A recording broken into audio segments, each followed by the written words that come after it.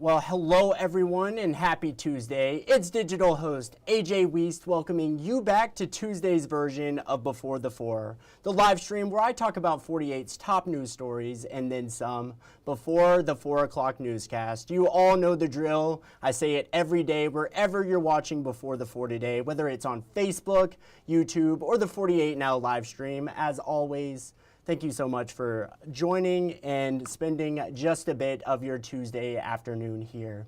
We have quite a bit to jump into today, so let's start things off. And beginning in Decatur, where the immunity hearing for former Decatur police officer Mac Marquette is now officially underway. The immunity hearing will determine if the murder trial against Marquette will head to trial in April. Several testified today, including Caleb Combs with tow truck company All-Star Recovery. Following Combs, former officer Christopher McAdam took the stand, and his body cam footage from the night of the shooting was played in court. 48's Faith Delp has been at the immunity hearing all day, and she will have all the latest from today's hearing coming up in our evening newscasts. But now let's talk about the weather, and this is exactly what I'm talking about. An absolute gorgeous day out there. I'm kind of upset I have to be inside today because I just want to go outside and bask in the sun. This is what I'm talking about when I say I'm ready for it to be spring. Now, if only it could stay this way year-round, but I guess if it did, we wouldn't appreciate it as much, now would we? But let's turn over to 48 First Alert Chief Meteorologist Brad Travis to see if this beautiful weather is here to stay. Well, beautiful weather out there today, a little breezy at times. That wind's going away tomorrow. It's going to be out of the northwest around 5, maybe 10 miles an hour. And it'll cool off, but we're still in the 70s. Some really nice weather. In fact, still looking at 80, probably the warmest day of the week, Friday. There will be some clouds coming in Friday, and then rain Saturday during the afternoon. Nothing severe Saturday, and the strong thunderstorm threat coming our way Sunday will be late Sunday night into early Monday morning the way it looks now. Temperatures pretty much right on where we forecast. Traffic's in pretty good shape. See a slowdown there northbound on the Parkway just before 3:30. This Tuesday afternoon. The next 12 hours, temperatures cool into the 50s and probably eventually the upper 40s overnight tonight. Actually, there is a front coming in tonight.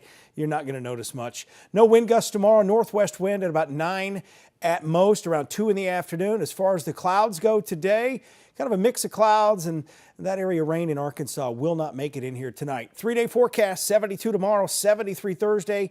80 on Friday. We'll talk about the storm chances for the weekend coming up at 4, 5, 6, and 10. Well, certainly good to know. Thank you, Brad. But now in Huntsville, where we recently learned this afternoon that a man is dead after being shot at a home on Turf Avenue last night. Huntsville police officers responded to a possible shooting in progress at 9 p.m. yesterday night. When officers arrived, they found 33-year-old Thaddeus Stewart in the front yard of a house suffering from a gunshot wound. Stewart was transported to Huntsville Hospital where he later died.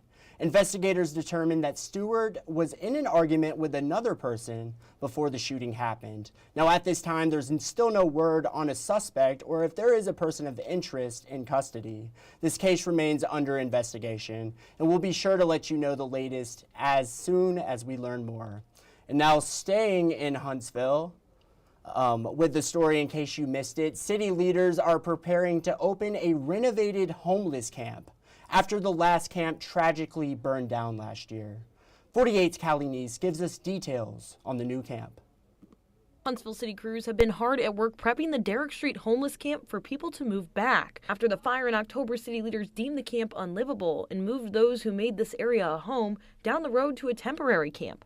Scott Irwin from the city says tents will be issued that will sit on a platform to make it a little more secure and hopefully help with drainage. He told me they are waiting on new metal fencing as well. What we've done in the last several months is bring it to a point that now we are comfortable that it's become a safer environment, that individuals can be there while they're working on the issues that will allow them to become stably housed. Irwin said that they met with those living in the camp, and they said safety and security were their top priorities, along with new rules and more access points for emergency vehicles. Irwin says this is not a solution to homelessness, but in the short term, It'll help get people off the streets. A long-term goal for the city is to build transitional housing. Called New Stone Commons off Winona. So this is 42 units that are individuals who are homeless or at risk of being homeless. That gives them a transitional step out of a shelter into the next step before they are living independently. Irwin says this project has already received funding and should start within the next 2 years. Reporting in Huntsville, Cali News 48 News, on your side. And now staying in Huntsville, after many delays, plans for a new music venue and event center at Ditto Landing are officially moving forward. Madison County leaders recently opened and approved a bid to move forward with the project. Now, earlier today, 48 Sarah Grace Kennedy spoke with District 5 Commissioner Phil Riddick, who says construction is expected to begin by June. Crews will be constructing an almost 10,000 square foot building to use as restaurant space for families to grab a bite by the water. Riddick says the venue will give them the chance to eventually host large music festivals or arts and crafts festivals for families to enjoy. He says he thinks people will truly enjoy the new addition to Ditto Landing. Take a listen. The redesign, actually, everybody that's looked at it's kind of thinking maybe this new redesign is actually better than the original design anyway. So we're really happy about that, and it's going to be a great thing for Huntsville and Madison County to have an event center on the riverfront like this, because we just don't have anything like that. Some exciting stuff. And now in Fort Payne, residents are upset after Mayor Brian Bain announced that the city's swimming pool will remain closed for a second consecutive year. 48 Savannah Sapp spoke with Mayor Bain and has the why.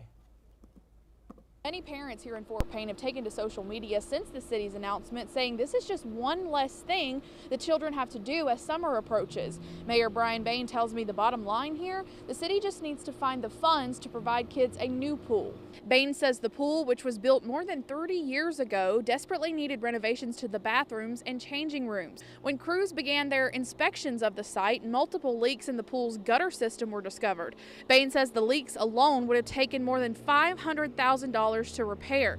The council attempted to request funds from senators in Washington months ago, but were told funds could not be earmarked for such use. So Bain says another summer will have to be spent without a pool for residents. Still, he says he hears the concerns of lack of entertainment for kids and is working on ways to make things happen. What people don't realize is we are working on stuff like that. I've met with movie companies, I've met with, bowling alley, trying to get some of those things, but at the end of the day, it's up to that company, it's up to that individual, whether they want to invest in Fort Payne or not.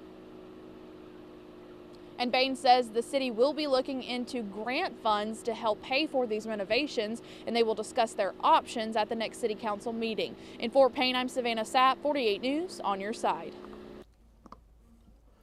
Well, now coming up after the break, we'll talk about Madison city leaders deciding not to make additional upgrades to Toyota Field, how one piece of technology could make a huge difference for one Tennessee Valley Police Department, and a hot rod granny. Stick around and find out what that's all about. It's all ahead. I'll be right back in 1 minute.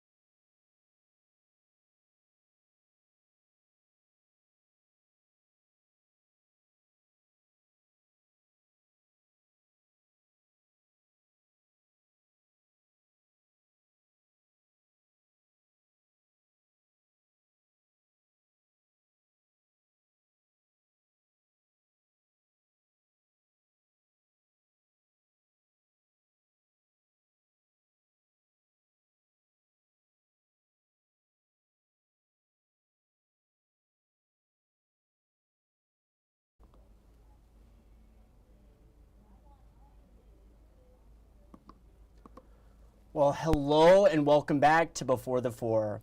Now heading out to Madison, city leaders have decided not to spend the $30 million they were originally pushing for a new 3-story building to be added to Toyota Field. The space would have been added onto the required additions per Major League Baseball guidelines. The MLB requires all minor league teams to have a separate locker room for female umpires and coaches. Madison Mayor Paul Finley says if the city did not make those changes, the MLB would likely move the team out of Madison. After deciding not to further add on to what was required, it saved the city around $23 million. 48's Nick Ballinger spoke with Madison Mayor Paul Finley. Take a listen. The great news for Madison is we have options. We could have made any of the three options financially work. I think at this point, right now, council's still looking for option 1 and option 2, which seems to make the most sense, meeting the compliance, but also making sure we meet the other needs that happen within the city. And Mayor Finley added that plans for the project will be drawn up by May 1st and construction will have to take place during the season to meet the 2026 deadline. But now staying in Madison, where its police department will install license plate readers around the city to help Madison police. 14 cameras costing around $90,000 will be placed around the city set to read license plates as they go by. This will help police look for stolen cars, missing persons, and of course, wanted criminals. Madison police already have license plate readers in their cars. This just widens the scope of the department. Police will even be able to look up a plate number and find out where that car was spotted in the city. Multiple cities already use these cameras, including Huntsville and Decatur. We're just hoping to fill in some of those gaps because, the criminals don't respect boundaries. So they don't know the difference between, now I'm leaving Madison and I'm in Huntsville or vice versa. So since they know no boundaries, we have to kind of widen that net and catch them wherever they're at. And now in a bit of state news, a bill that would ensure paid parental leave for teachers and state employees passed last week and is expected to be signed by Governor Kay Ivey. State Representative Jenny Shaver, who supported the bill, says it can help them keep good candidates here in Alabama. Representative Shaver says under the bill, state employees and teachers will receive up to 8 weeks of maternity leave. And fathers, they receive 2 weeks paternal leave and birth, miscarriage, and stillbirth. Shaver says this is a good recruiting tool and incentive for future educators coming out of college.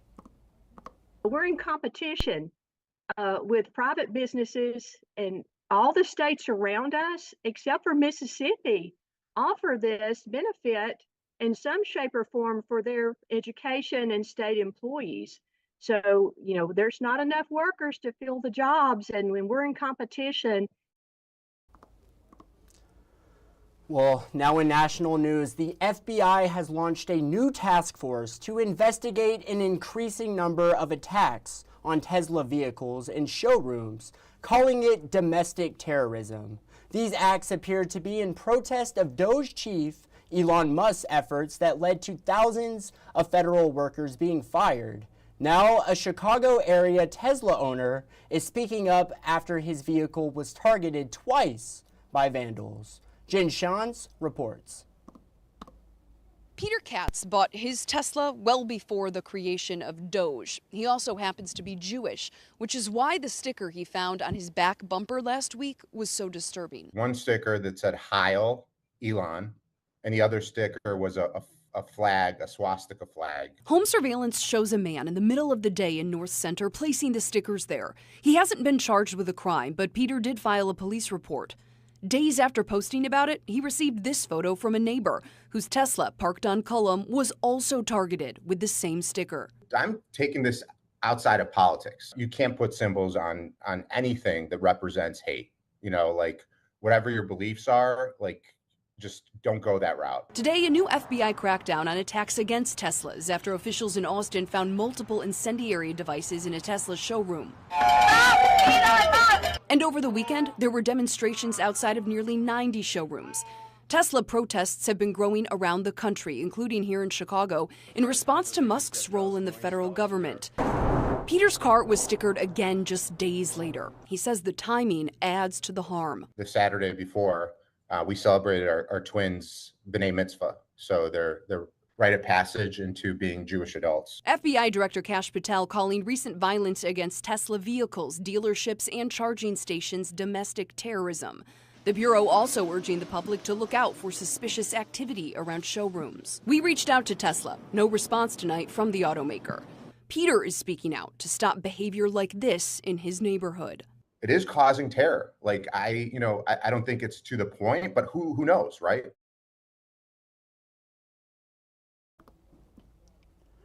And now to that group chat bombshell out of Washington. The editor-in-chief of The Atlantic magazine reporting he was inadvertently added to a text group chat with senior administration officials discussing plans to attack Iranian-backed forces in Yemen earlier this month.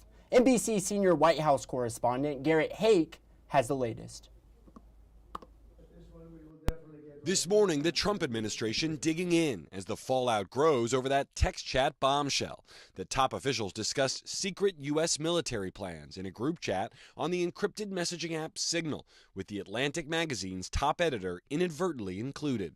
Jeffrey Goldberg said he was added to the chat by National Security Advisor Mike Waltz.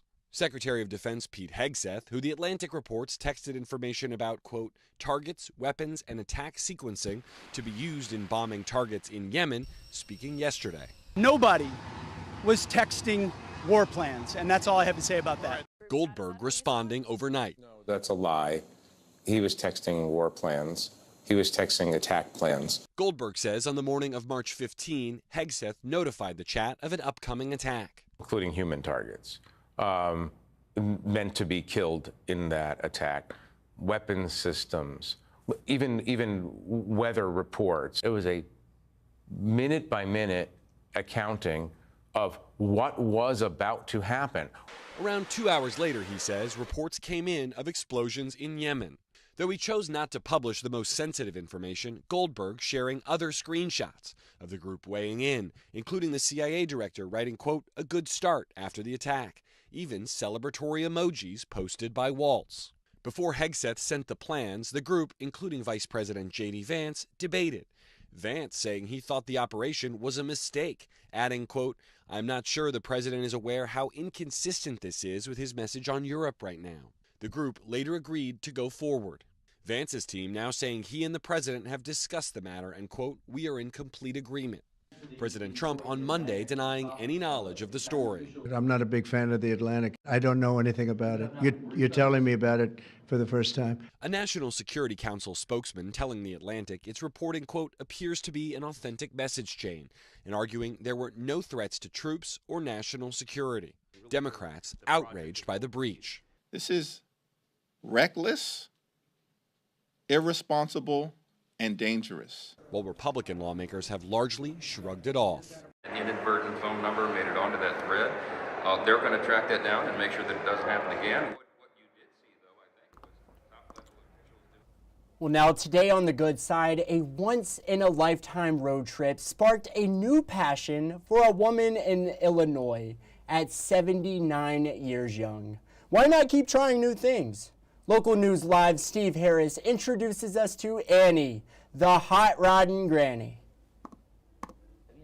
79-year-old Annie Kaler's life is like a great Hollywood script. I did truck driving, had some luck with music in Nashville. She also wrote and illustrated this book. Yes, I've done a lot of stuff. Truck driver, artist, author, musician, Annie's done a lot of things, but what she's known for around here are her wheels. Or what's left of them. More on that later. My mom was always the coolest mom in the neighborhood. Her son Jamie Hutchins owns a racing engine shop in Bethalto. That's where he built this 1957 Cadillac as a gift for his mom. And I liked it the moment I saw it. Yeah, she goes everywhere in it.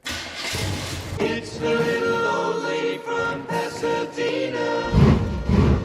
Well, except this is Jersey County, and the 57 Caddy was ready for a road trip. I normally don't do anything like that. A mother-son road trip across the country. 4,200 miles in 9 days, windows down, 85, 90 miles an hour, and 400 gallons of gas. All the way to Santa Monica. It was a long road trip, and it was a lot of fun. But the story doesn't end there. Remember that tire? It will smoke the tires. That's Annie in her 57 Caddy, holding the brake and gas pedal to the floor, winning her first burnout competition. Then she won a second one, earning her the nickname Annie the Hot Rod Granny. And when they see this white hair and that white car and this crazy old lady, and they just go nuts. So what's next for Hot Rod Granny? Wherever around 500 horses and 4 new tires will take her. Steve Harris, First Alert 4. I love that story so much. Annie is awesome, and yeah, she can do no wrong. That is one of my favorite stories this week, I think. So funny. But now let's head into the stories you're just not going to want to miss coming up in our evening newscast. The Florence bar fight that left 1 dead and another arrested. 48's Aria Pons will have more on that situation coming up. Numerous reported car break-ins in Arab. 48 Savannah Sapp will have details on that. And finally, an NBA Hall of Famer coming to Huntsville this summer. We'll have all the details coming up in our evening newscast. And these are just a few of the stories you're just not going to want to miss coming right up. And I think we all know what time it is. And today we are launching a brand new thing right here. Let's pop it up. It is, of course, time for Facebook Fun, and it is making its debut. Our 48 Facebook question of the day was, of course, what is a well-kept secret here in the state of Alabama? And that was what we asked on Facebook. We have the comments here. Lauren said it's a secret. She can't tell me. It's a secret. The state park cabins in Montesano, Huntsville. Of course, I still need to go and check those state park cabins out. All the secret fishing spots on Gunnersville Lake. Got the honey holes, 100%. That sounds like that would be a good one. And of course, you got to mention Rattlesnake Saloon. I mean, how can you go wrong with Rattlesnake Saloon? I got the chance this past summer to go visit Rattlesnake Saloon and had an absolute blast there. It is super, super cool. It's like in the middle of nowhere out in Tuscumbia. It feels like you're on a Western ranch, almost like you're on a movie set. You get in the back of someone's pickup truck. They drive you down to the cave, and you get to have a chill night. There was live music, there was good food, and it was just an awesome place to be. So I agree 100% with Rattlesnake Saloon, an awesome, well-kept secret here in the state of Alabama. A couple I could further add, maybe Little River Canyon is a good one out there in, I believe, Mentone, as well as the Hippie Hole out there. There's so much this state offers, from everywhere from here to the Tennessee Valley all the way to the Gulf. There's just so much diversity and just so much you can do here in the state of Alabama. So we'll have to agree with all these comments here. I was a little disappointed. There were some not so nice comments on today's 48 Facebook question. And these were the 4 best ones that I saw.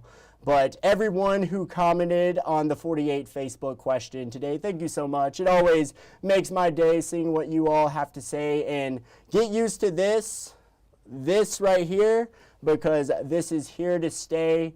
And we're launching some new stuff back here in the CTV Center, so stay tuned. A lot of exciting stuff is coming. But again, as always, thank you so much for watching today's Before the 4. That's about it for today. If you haven't done so already, make sure you download the 48 digital app, the 48 First Alert weather app, and the 48 Sports Zone app. Turn on those push notifications, and you will never miss a breaking news story. Also, stay tuned to tonight's 48 Weather Extra, brought to you by the one and only First Alert Chief Meteorologist Brad Travis. He'll be doing his Weather Extra tonight here in the CTV Center starting at 9:30. So you're just not going to want to miss that. But I hope you all enjoyed tonight's evening newscast. Do something fun tonight. And as always, thank you so much for watching. You all have a great night.